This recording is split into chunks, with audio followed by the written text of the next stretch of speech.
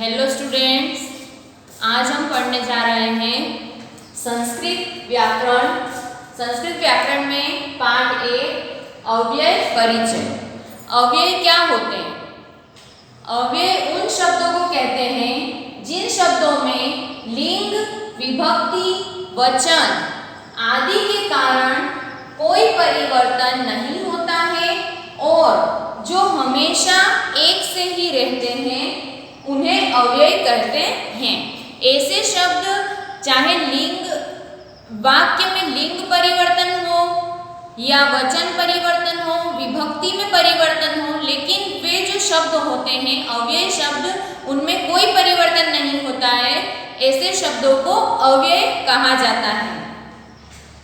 तो अव्यय शब्द कुछ हो, जैसे कि पुत्र। पुत्र मीन्स होता है कहाँ। फॉर एग्जाम्पल, त्वं पुत्र गच्छसि, तुम कहाँ जा रहे हो? सीता पुत्र गच्छसि, सीता कहाँ जा रही है? दोनों में देखिए, त्वं मीन्स तुम, यहाँ पर सर्वनाम है, और सीता, सीता एक संज्ञा है। तो यहाँ पर देखिए आप कि वचन परिवर्तन हो रहा है, लिंग भी परिवर्तन हो रहा है, लेकिन पुत्र जैसा का जैसा ही है। जैसा पुत्र यहाँ पर है तो यहाँ पर भी पुत्र ही रहेगा, उस शब्द में कोई परिवर्तन नहीं आएगा। तो ऐसे शब्द अव्यय कहलाते हैं। सेकेंड एग्जाम्पल है च। च मीन्स होता है और। रमेशः संस्कृतं गणितं च पठति।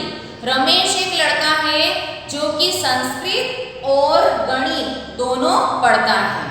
अब रमेश कौन है? एक लड़का है, मीन्स पुल्लिंग है। अब यहाँ पर लिखा मीरा। मीरा कौन हुई? स्त्रीलिंग हुई। मीरा एक लड़की है। मीरा हिंदी संस्कृतं च पठति।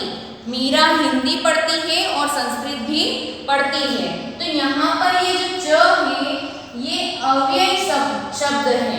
अव्यय शब्द जो होते हैं, यहाँ लिंग परिवर्तन हुआ।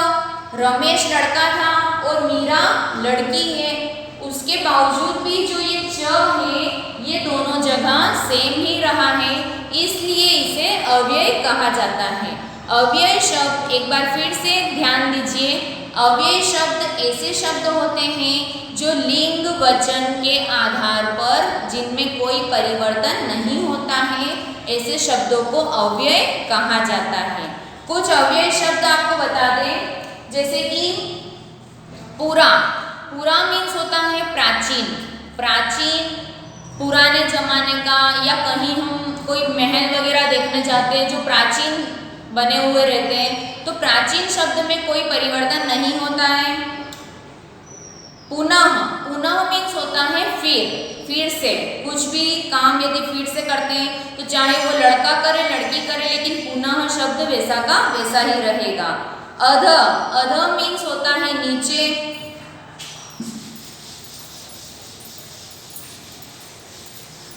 देखिए कुछ शब्द आपको बताते हैं। पूरा। पूरा मीन्स होता है प्राचीन। पुनः। पुनः मीन्स होता है फिर से। तथा। वैसा। अपन बोलते हैं ना, जैसा था वैसा ही है, या राजा जैसा है वैसी प्रजा है, तो वो तथा मीन्स वैसा। परित। परितः मीन्स होता है चारों ओर। किसी के चारों ओर, चाहे घर के चारों ओर, या किसी व्यक्ति का नाम है रमेश के चारों ओर, राम के चारों ओर, तो कोई भी लिंग आ जाए, कोई भी वचन आ जाए, लेकिन परितः वैसा का वैसा रहेगा। परितः के स्थान पर चारों ओर के लिए किसी और शब्द का यूज नहीं कर सकते, इसलिए ये है अव्यय। खलु मीन्स होता है निश्चय।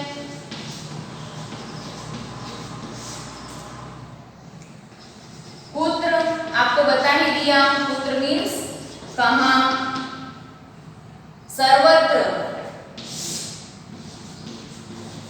सर्वत्र मीन्स होता है सभी जगह।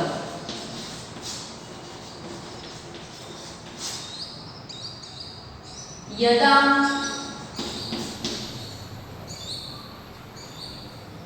जब, तदा, तब,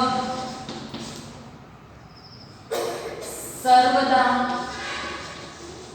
हमेशा। अब देखिए एक और एग्जांपल आपको देते हैं, जैसे कि सर्वदा। सर्वदा मीन्स होता है हमेशा।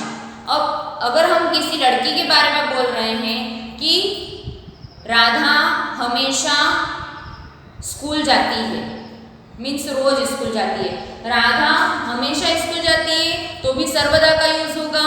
और अगर उस जगह राधा की जगह राम का नाम ले लिया या किसी लड़के का नाम ले लिया तो भी सर्वदा वैसा का वैसा ही रहेगा।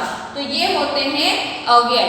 अव्यय के जो एग्जाम्पल आपको दिए हैं, जैसे कि यथा के लिए होता है यथा राजा तथा प्रजा, जैसा राजा है वैसी ही प्रजा है। तो इस वाक्य में यथा राजा तथा प्रजा। अब आपसे यदि पूछा गया कि इस वाक्य में अव्यय कौन सा है, तो एक तो यथा अव्यय है और एक तथा। इस वाक्य में दो शब्द ऐसे हैं जो अव्यय कहलाएंगे। सर्वत्र, ईश्वर सर्वत्र वर्जिए।